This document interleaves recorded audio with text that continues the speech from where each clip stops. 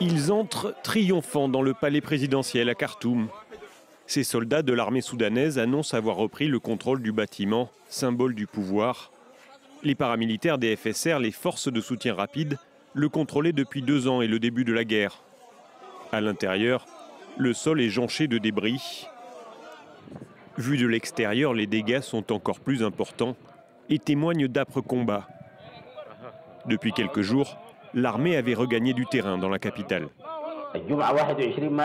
Le vendredi 21 mars 2025, nos forces ont été couronnées de succès à Khartoum, où elles ont pu écraser les terroristes de la milice Daglo dans les zones du centre de Khartoum, le marché arabe, les bâtiments du palais présidentiel, symbole de la souveraineté, de la fierté et de la dignité du peuple soudanais. Peu après la recapture du bâtiment, des journalistes de la télévision publique ont été tués par une frappe de drone à proximité du palais présidentiel.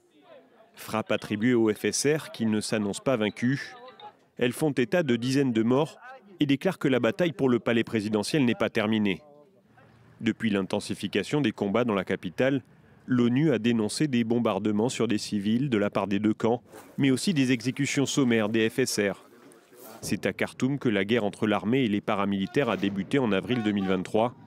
Elle a conduit à la mort de dizaines de milliers de personnes et à l'exode de millions de Soudanais.